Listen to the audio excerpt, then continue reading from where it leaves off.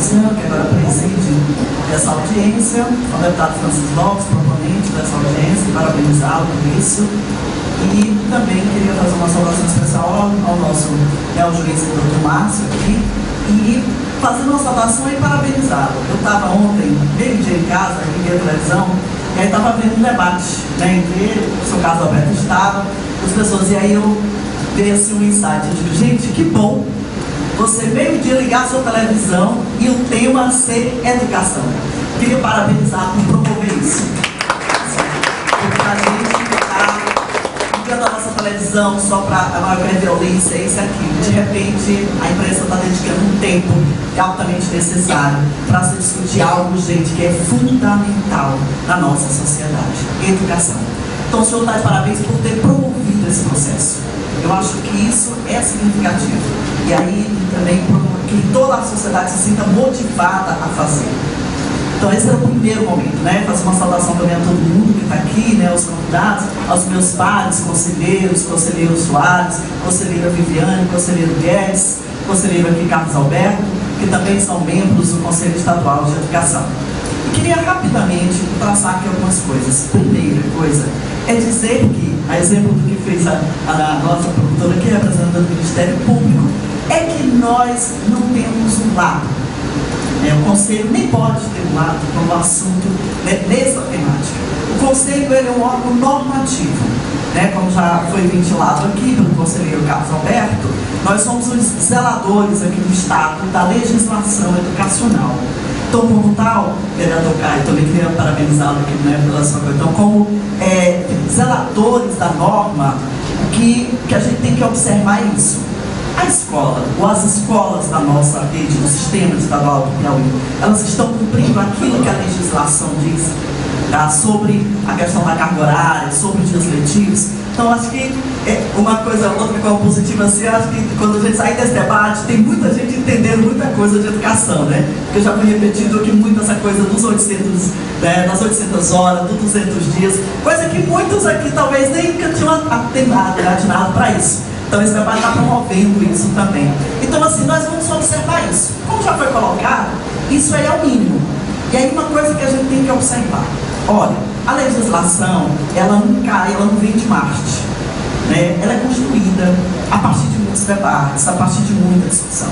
Então, foram um conjunto de pessoas, de profissionais, de técnicos, né, que concluíram que com essa quantidade de dias letivos e essas horas, era possível se trabalhar aqueles conteúdos, os conhecimentos que são considerados, aceitos pela nossa sociedade como necessários para que uma criança e um adolescente adquira ao longo da sua trajetória na educação básica.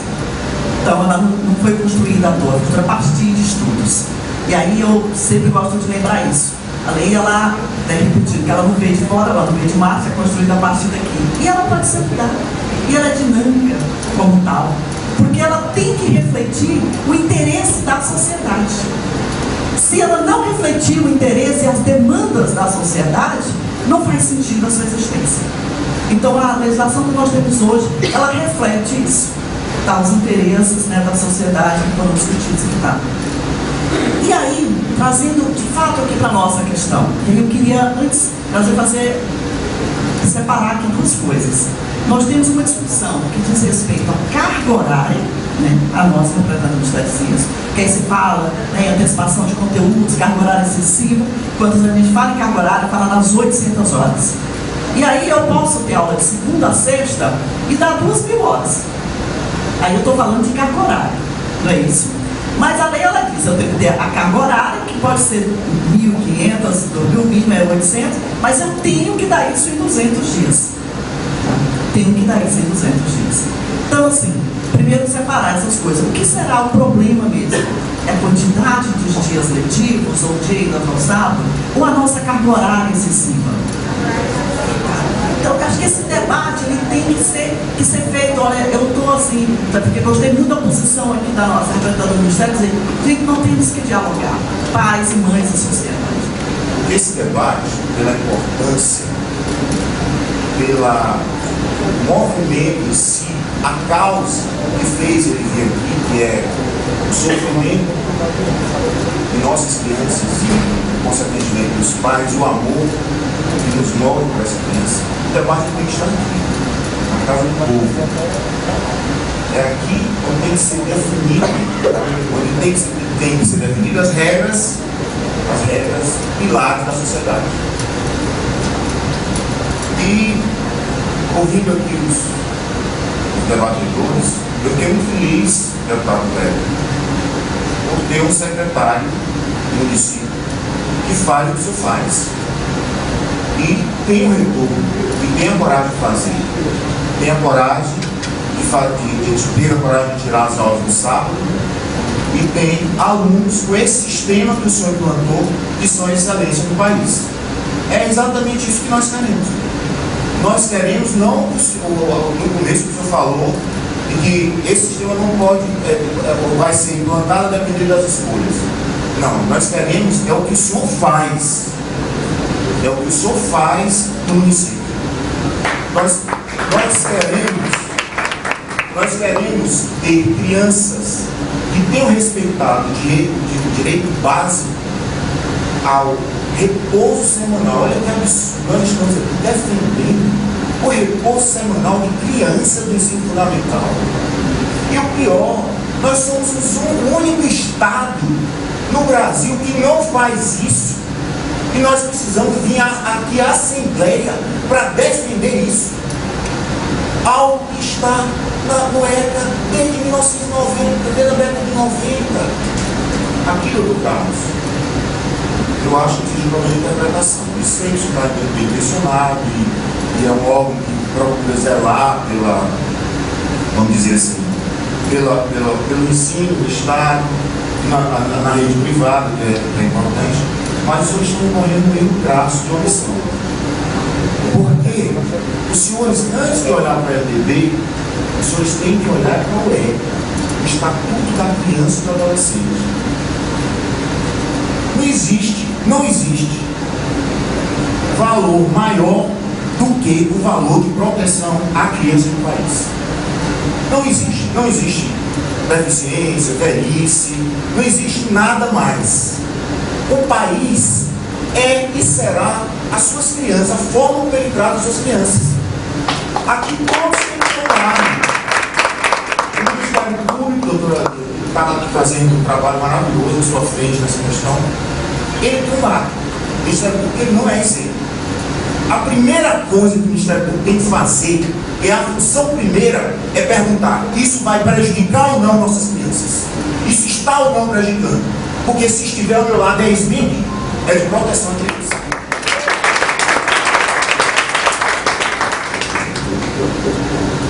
A aplicação do ECA em relação, quando se fala de educação, e por isso que o ECA fala de educação, não é só uma lei que trata de família, né? Como o senhor se manifestou ontem, eu até iria abatear naquele encontro que estava ontem.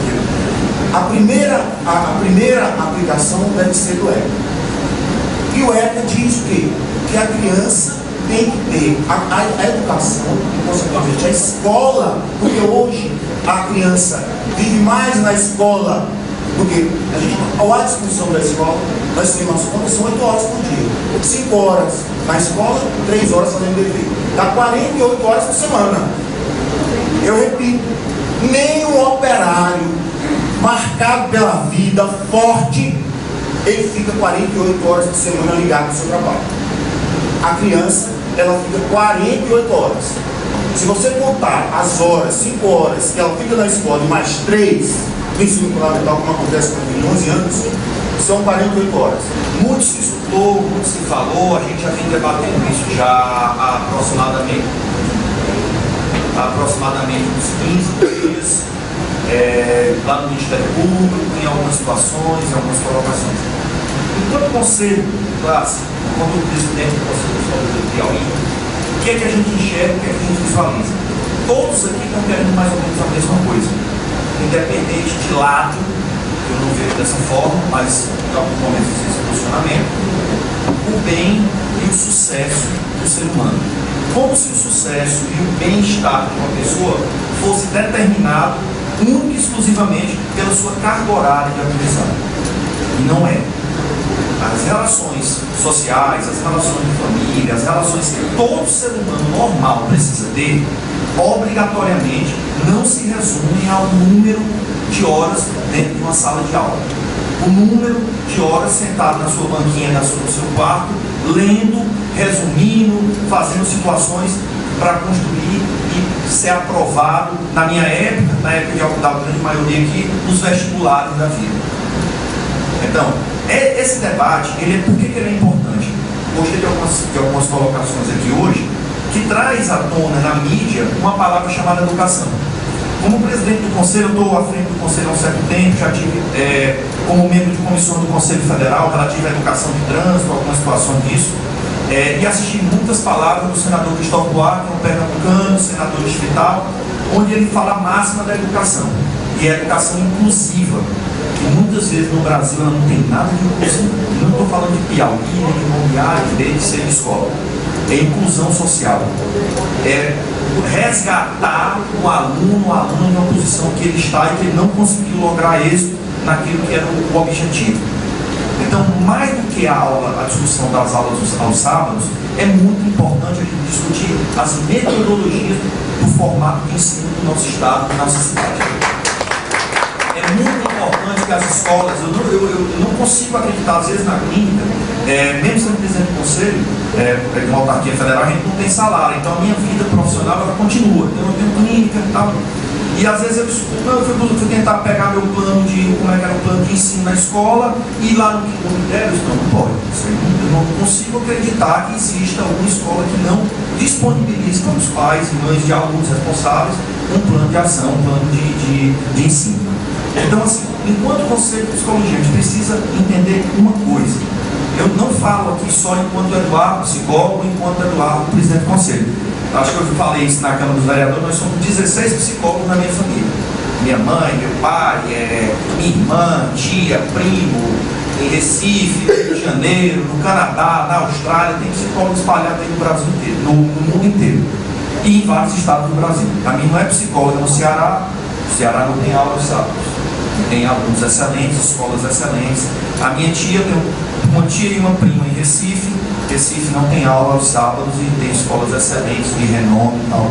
Então, assim, esse repensar aqui é muito importante a gente desarmar algumas situações e entender que a busca aqui é uma só. Qualidade de vida e melhor, vamos dizer assim, resultados, mas não resultados só de nota, de Enem, de medalha A, B ou C, mas de ser humano. Nós estamos construindo a escola, a família, ela preza pela condição do ser humano. E o ser humano, gente, não é feito só de carga horária e nem só de aprendizado da equação do segundo grau, que a gente, com a grande maioria que sabe, teve que aprender a decorar muita fórmula, delta S, né? Então, assim, nós precisamos entender isso. A formação do ser humano, ela se dá pela valorização do outro ser humano. Ela se dá por uma série de questões que estão além da questão da matemática, da física, da química. Vamos diminuir de forma alguma. Não quero nunca desmerecer o que eu aprendi na escola, pelo contrário. Pelo contrário. Tive pai e mãe psicólogos das escolas, das melhores escolas, foram psicólogos das melhores escolas de Teresina. Das mais famosas, mais renomadas e tal. E dentro disso eu nunca consegui enxergar essa questão da gente estar focado única e exclusivamente. Isso não são só as escolas. Os pais têm que ter a meia culpa e entender. Teve um churrasco há uns 10 anos atrás, meu pai já 10 anos não mais, uns 20 anos atrás, na minha casa, meu pai ainda era vivo, e vieram várias pessoas da família da minha mãe do Brasil inteiro, deles, né? E as conversas na mesa eram única e exclusivamente as escolas, a nota do menino, a aula, isso. Aí uma tia minha de Recife disse: gente, vocês só conversam sobre escola nas mesas dos restaurantes, dos bares. Não tem outra pauta. Quem é melhor, que a escola tal a aula acaba mais tarde, que a aula tal acaba mais cedo, que isso que eu vou trocar no ano que vem, porque eu não estou satisfeito, que deu menos carga horária. O ser humano não é feito só de carga horária. O ser humano é feito das relações. Nós somos feitos. O que existe aqui em mim hoje é o que eu aprendi não só no colégio das irmãs, que eu estudei minha vida quase toda. Foi o que meu pai, minha mãe, minha família como um todo, a minha relação familiar, a minha construção enquanto ser humano. Então a gente precisa priorizar a questão das relações. Se vai tirar aula no sábado, vai jogar na semana, se permanece no sábado e melhora a relação, diminui. Isso é um formato a ser debatido por quem está vivenciando na prática essa relação. Escutei depoimento de vários amigos e amigas e colegas, donos de escola de Teresina, que disseram que quando tiraram a aula no sábado, vários pais tiraram seus filhos da escola e botaram na que tinham aula no sábado. Uma migração. Então a gente está aqui hoje com a intenção única e exclusiva, pelo menos no meu entendimento, senão eu não estaria aqui, com a intenção de melhorar a qualidade de vida das crianças e dos adolescentes da capital. Então, para que nós possamos trabalhar, conversar e debater logicamente e tecnicamente. A gente não pode perder carga horária, isso é óbvio, a gente não pode descumprir as normas das 80 horas, não pode descumprir isso, não é essa a questão, mas a gente precisa atender a que as pessoas, as crianças, os adolescentes precisam ter relação. E em muitos momentos, em alguns modelos empregados, não dá tempo de ter relação. Não dá tempo de vivenciar o avôzinho, que às vezes tem 70, 80 anos, está cumprindo sua missão na terra e está próximo. A gente precisa disso. Então, enquanto Conselho de Psicologia, a gente já tem uma comissão de educação. Na semana passada, eu conversei com a professora Daça, que é a professora da Santa Agostinho, psicóloga, amiga, que é minha ex-professora, com o professor João Damasceno. A gente vai tentar compilar uma orientação no que diz respeito à metodologia, e é uma orientação. O Conselho não está para se envolver nessa questão, não é função nossa. Nós não somos médicos, vai legislar, a gente está para orientar, é a nossa função, enquanto órgão de proteção social. Vou prometer ser breve. Gostaria de iniciar o início da fala do nosso vereador na sessão anterior. Ele abriu a audiência passada da seguinte forma. Ouvirei, posso até não concordar com você, mas defenderei. Inclusive eu estou achando de coração que estarei contribuindo, porque eu vou me contrapor a uma série de coisas, tá certo?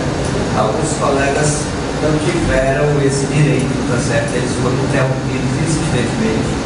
E um deles especificamente chegou até a não concluir o seu pensamento, que eu lamentei bastante, tá certo?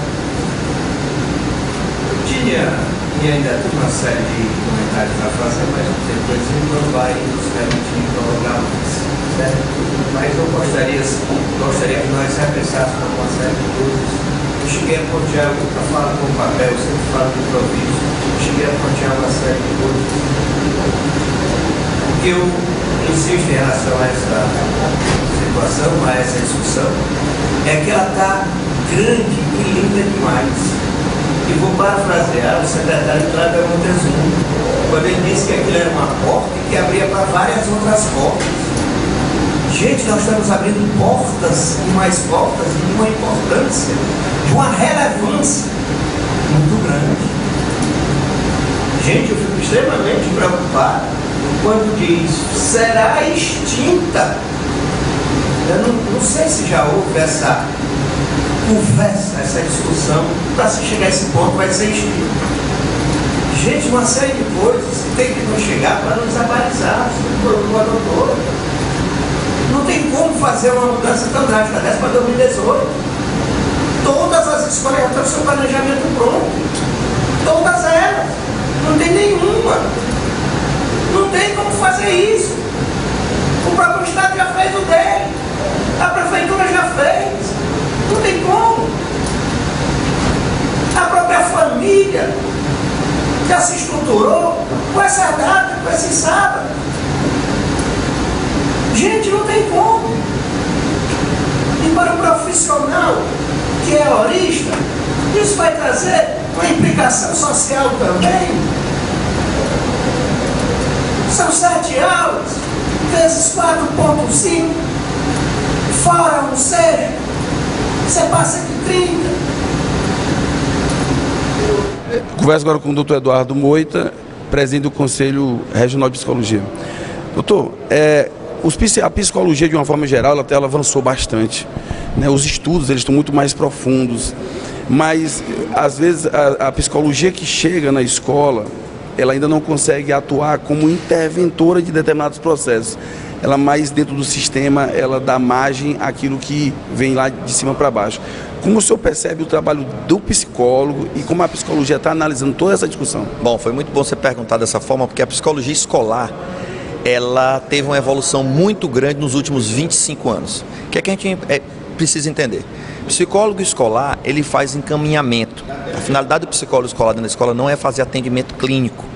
E o que é que ele faz? Ele percebe algumas situações do aluno e dá as diretrizes como deve ser encaminhado, para quem que vai e tudo isso.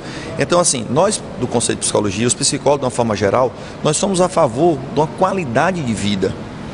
Eu acho que a gente tem que entender que não existe lado de ser contra ou a favor da aula sábado. Nós temos que entender que nós temos que ser a favor do jovem, do adolescente, da criança. E a máxima que nós temos hoje é uma sobrecarga muito grande nesses adolescentes, o que provoca, que são estupins que a gente chama, de várias situações, gatilhos de várias situações. Então nós precisamos entender que, por que só Teresina tem essas aulas ao sábado? E o que é que tem de melhor nisso e o que é que tem de pior nisso? Então nós precisamos dar ênfase a isso, discutir, porque o problema da aula ao sábado existe, é real, ele prejudica a relação familiar, ele prejudica a relação da criança no dia a dia, do adolescente, mas também não tem só isso, tem uma sobrecarga também de outros horários. Doutor, mas o interessante dessa discussão é que ela termina provocando não apenas uma discussão do ponto de vista da aula ao sábado, ela está provocando discussão da vida do professor, ela está provocando uma discussão do papel da escola na sociedade, ela está provocando a discussão do próprio papel do psicólogo, né, que você explicou muito bem agora, o psicólogo escolar que avançou bastante. O que me preocupa, eu tenho perguntado isso para todo mundo, é como que o diálogo está incomodando. Ou seja, a abertura desse diálogo, dessa discussão, ela incomodou. Ou seja, em vez de as pessoas, peraí, se alguém está reclamando, vamos escutar, vamos entender o que aquelas pessoas querem dizer. Sim. O senhor como psicólogo, e aí analisando o contexto social mesmo, sim, como é que o senhor percebe esse incômodo com o diálogo? É uma palavra chamada mudança. Mudança de vida, ela não é uma coisa fácil. E essa mudança de horário, de tirar o sábado, de reestruturar um calendário, de mudar todo um formato educacional, ela incomoda, ela é um fato. Como também existem pais que não são favoráveis a essa mudança. Então, por isso que isso tem que ser muito debatido, por isso que isso tem que ser muito falado, esgotado esse assunto, para que a sociedade, os pais, escolham e optem, junto com as escolas, com os grupos educacionais, qual é a melhor opção. Nós entendemos que o sábado, enquanto semana, seria um dia lúdico. Pode ter aula no sábado, mas não é essa aula de livro, de material. Que ajuda da obrigatoriedade da aula com tarefa. Com tarefas, com provas. O sábado era para ser um dia lúdico. Tá? Então, o discurso é esse, a melhoria da qualidade, da condição de vida da criança e do adolescente na nossa capital. Em outras palavras, estão tentando ajudar a escola a ser melhor. Exatamente. E a escola, eu acredito nisso, sabe? Eu desconheço uma escola que não queira ser melhor. A questão é o entendimento, é o convencimento do que é melhor. E como eu te disse, mudança de vida, mudança educacional, ela não é uma coisa fácil. Professor Valdemir Jucá, presidente do SIMPRO, Sindicato dos Professores e Auxiliares das Escolas Particulares de Teresina. Como é que o SIMPRO acompanha esse diálogo e essa discussão dessa questão do sábado e também de conteúdos e outras coisas mais? O SIMPRO está acompanhando com muita sensibilidade, professor Eleuso. Inclusive, nós temos uma Assembleia Geral marcado para terça-feira, às 18h30, onde será colocada a situação, onde será exposto toda a temática, a problemática que está sendo discutida, onde nós daremos ênfase em relação a essa necessidade das aulas do sábado, principalmente olhando o bem-estar da criança e também do profissional, tanto dos professores quanto dos auxiliares. Entenda-se por auxiliar todo e qualquer profissional de educação que não seja o professor. Professor, eu sei, essa audiência, ela é para ter o diálogo. O SIMPRO tem uma posição ou ele está na posição apenas de dialogar e ver as partes? No momento, nós estamos dialogando e vendo as partes, porque a posição oficial do SIMPRO é uma determinação, ela só sai depois de uma assembleia. E muitas vezes lançamos, inclusive, um comunicado. O que pode ser feito aqui é ter a opinião pessoal do presidente, mas não será a posição da categoria. Ela só virá após uma assembleia. A escola não é um espaço apenas para esse aluno A ou B ou C que ganha medalha, que é bom em matemática, que é bom em português, em gramática, enfim. A escola deve ser um espaço democrático. E nós consideramos que a escola é de fato esse espaço. Não estamos contra a escola, estamos querendo que a escola nos receba, que a escola esteja aberta para nos ouvir e compreender. As razões pelas quais nós nos movemos é unicamente por amor aos nossos filhos. Porque nós queremos sim que a escola seja uma referência positiva na vida dessas crianças e jovens. Nós queremos que a escola tenha um projeto de vida, de esperança. E que a escola é de fato uma instituição muito importante, que ela atende à demanda social. E a nossa demanda atual é essa. O modelo anterior precisa ser reconfigurado. Nós não estamos querendo resultados, nós estamos querendo o olho no processo como um todo. A escola está preocupada, muitas escolas estão muito preocupadas em ganhar medalhas, em aparecer, sabe, em botar outdoor. A gente vê isso tudo que Matheus falou. O rapaz falou aqui que vê medalha, citando o nome de escola. A escola não é protagonista desse movimento, não. Pelo contrário, ela deve ser parceira. A gente está querendo abrir espaço para essa discussão. Se a escola é um espaço de múltiplas inteligências, as crianças na sua diversidade devem ser contempladas. Todo mundo falou na lei, na LDB, Diretrizes e Bases da Educação, apenas falaram nos dias letivos e nas horas. Mas essa mesma lei que prevê essa matemática de horas e de dias, prevê também que a educação é um processo amplo, que ela abraça, inclusive, a convivência familiar com as outras pessoas. A educação é um processo global, integral. A escola tem que refletir, a escola tem que parar para pensar e fazer o seguinte questionamento: eu estou atendendo ao fim para o qual eu existo? Eu estou dando conta da formação integral dessas crianças? O que é formação integral, gente? Se não contempla as diversas, a amplitude do ser como um todo. O que a gente quer é que na escola haja espaço para o ensino de todas as disciplinas que são necessárias, mas que haja espaço prioritariamente para a formação humana. Como é que pode... Bom dia. Quero primeiramente saudar a mesa, em nome do deputado Francis Lopes, que está agora presidindo, agradecendo o convite este que veio através do primeiro convite lá na Câmara pelo vereador Caio, para que possamos estar juntos nesse debate, nessa construção de ideias e pensamentos. Começa a minha fala com uma frase onde diz que somos sozinhos pontos de vista e juntos somos união. Então temos que aprender a exercer a nossa união em todos os sentidos. E este momento desse debate, tanto que foi realizado na Assembleia, na Câmara dos Vereadores e agora aqui na Assembleia, é um debate que está fazendo com que a gente possa refletir, com que a gente possa estar colocando como assunto primeiro as nossas crianças e nossos adolescentes.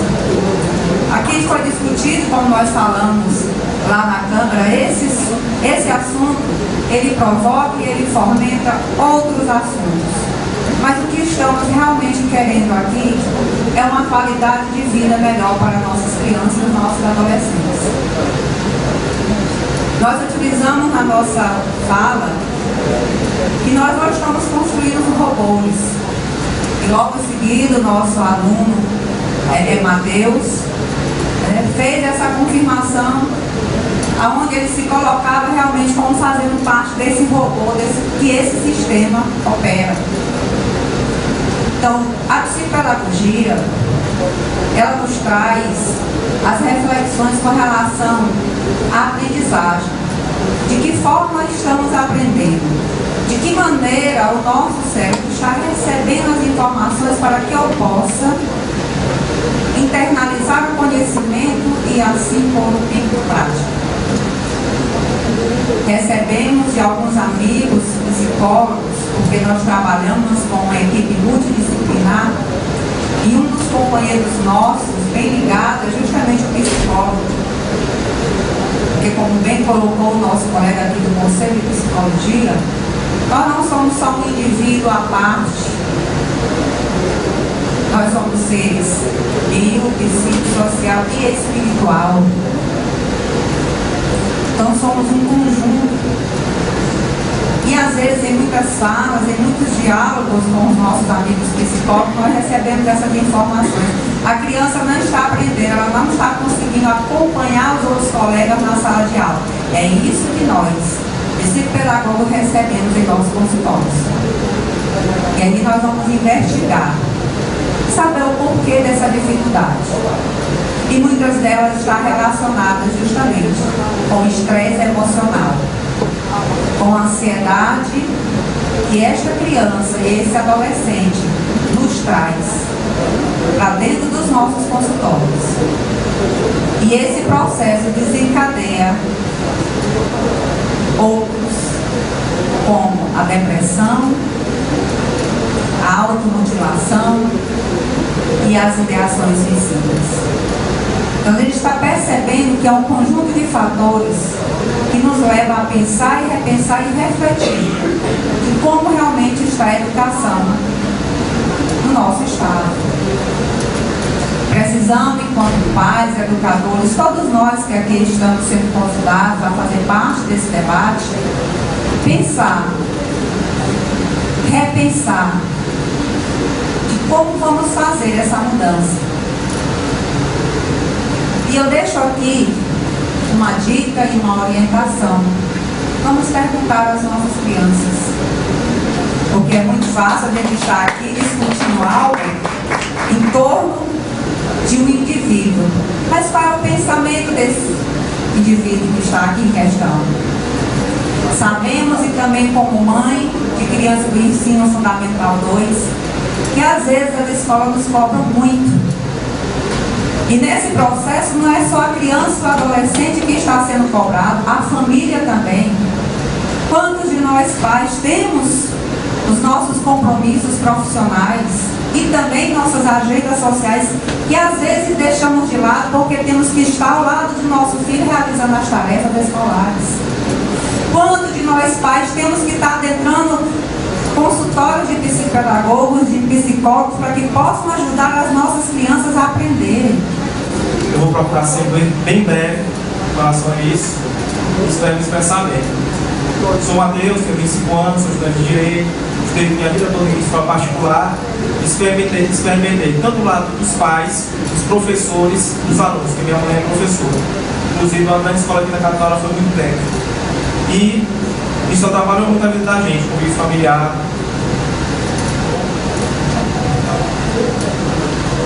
Convívio familiar, o meu desenvolvimento social, porque da forma que está sendo pregada a educação aqui no Piauí, o cidadão é completamente avesso à sua sociedade, e por isso que tem muitas irregularidades que acontecem aqui no Piauí, e a gente não faz nada com relação a isso, porque nós somos despolitizados.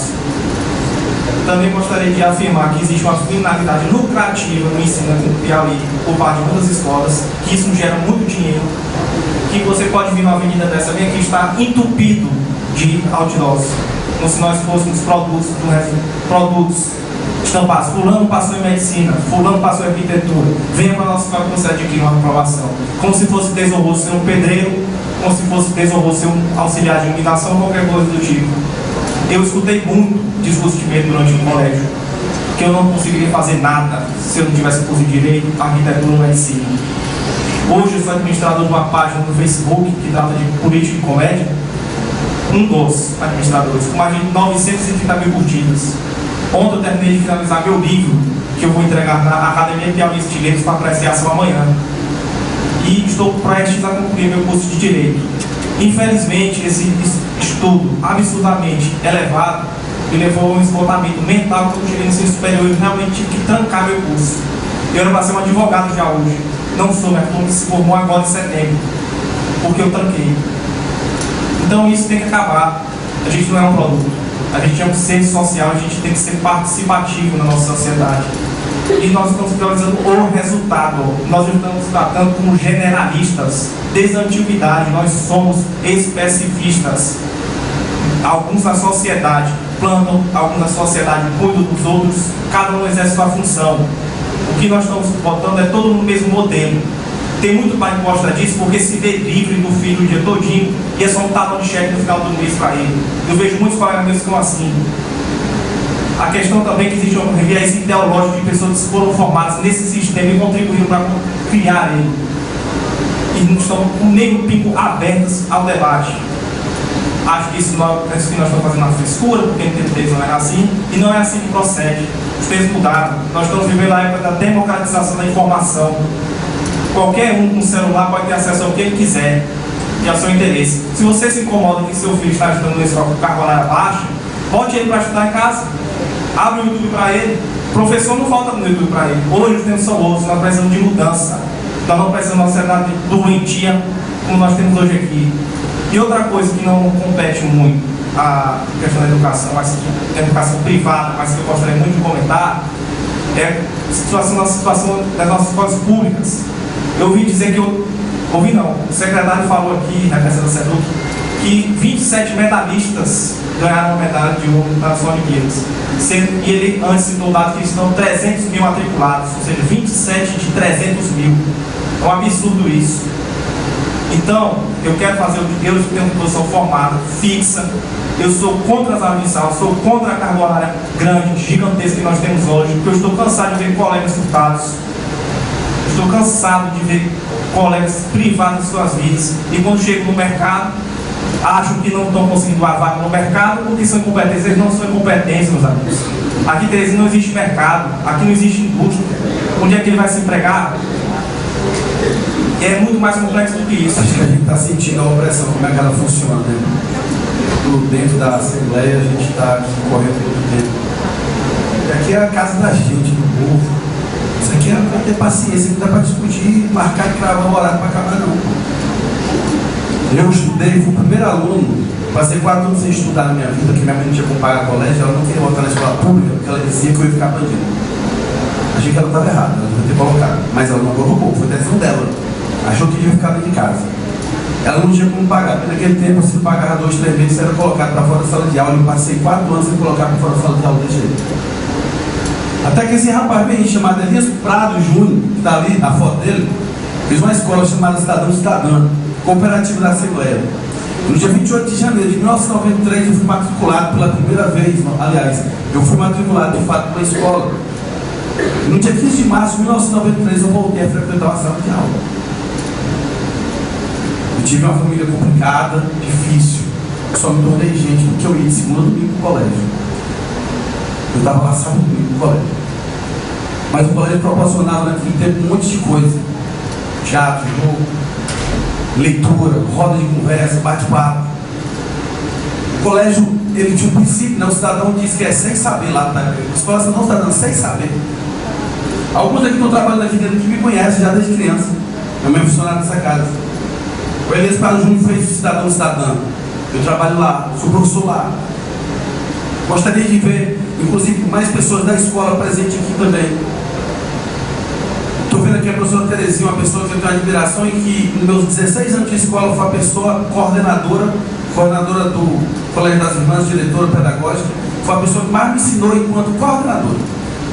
Porque a maior parte dos coordenadores e diretores, eles apenas olham se os prazos foram entregues, se as burocracias foram cumpridas. E eles não perguntam o que é que nós, professores, que olhamos para o aluno todo dia, estamos sentindo. E eu sei muito bem qual é o risco que eu estou correndo, por exemplo, de estar me expondo. Eu sei qual é o risco que eu estou correndo ao estar me colocando diante da situação de falar. E os pais, eles estão corretos quando estão falando essa discussão. Uma escola é concessão pública, então toda escola é pública. Não existe escola privada. Porque se o Estado identificar que uma escola não está servindo a sociedade, ele pode fechar a escola. Toda escola é pública, não existe escola privada. Toda televisão é pública, não existe televisão privada, porque a televisão é concessão pública. Todo transporte é público, porque se existe um transporte que vai levar as pessoas, ele não é do empresário, ele é uma concessão pública. Quando é que a gente vai começar a falar a verdade das coisas? Nós não estamos discutindo escola privada contra escola particular, não é família contra escola. Nós somos todos iguais. A escola é o lugar que a gente sonha, que a gente quebra paradigmas. A escola é o lugar que a gente planeja o futuro de daqui a 200, 400, 500 anos. É neste momento aqui, numa audiência como essa, que está sendo registrada, está sendo gravada. E aí a importância da audiência pública, a importância de todo mundo falar aquilo que tem que ser dito. Isso está sendo registrado, gente. Daqui a 100 anos vai estar aqui guardada essa audiência pública. Em 2014, os alunos do Colégio das Irmãs provocaram uma audiência pública aqui para discutir a questão dos rios. 24 de novembro de 2014, está registrado. O que foi dito, inclusive, por esses estudantes da época. Então a importância de falar, ela é muito grande. E eu sempre tive uma máxima comigo que é: eu posso sair de um lugar porque eu falei, mas eu não fico porque eu silenciei. A omissão nunca fez parte da minha vida. Então nós professores, as pessoas precisam também olhar para nós professores, vocês pais, quando forem às escolas de vocês, olhem os professores que trabalham nos filhos de vocês. Olhem no olho do professor, nós sofremos também. Não é fácil ser professor. Eu não tenho tempo para ver mãe, eu não tenho tempo para ver pai, eu não tenho tempo para ficar com minha família não. Está bem que minha esposa é sentada. Nós não temos tempo para muita coisa, nem para nos ver direito.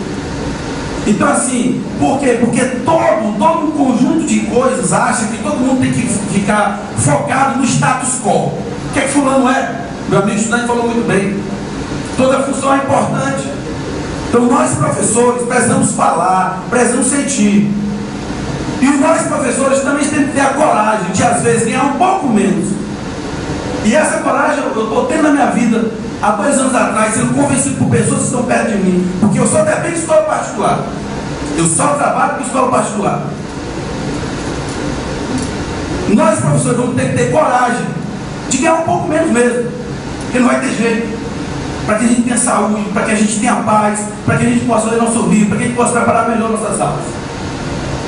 Eu vou para a sala de aula. Entrei na sala de aula pela primeira vez no dia 18 de fevereiro de 2002 no Colégio Médico de Marconi. No mesmo dia eu entrei no Cidade do Cidadão para dar aula. Vou terminar. E eu nunca entrei na sala de aula porque eu tenho que ganhar um dinheiro para comer, não. Eu acho que eu tenho capacidade para comer até o fim da minha vida. De me virar para comer, para beber, para ir e vir. Eu sempre entrei na sala de aula para, com todo o meu coração e todo o meu amor que eu tenho dentro de mim, dar a melhor aula do mundo para meus alunos. Eu sempre dei aula por amor. E eu existo por amor. Eu sou professor por amor. Aqui não há uma rivalidade entre escola e família. Aqui há, pela primeira vez nesse estado, e quem sabe no país, que a sociedade de fato passa a entender que a instituição mais importante que existe no mundo é a escola. E todo mundo tem que ir para dentro dela. Queria agradecer ao Dr. Carlos Alberto, professor Kleber Montezuma, obrigado por ter ficado até o final.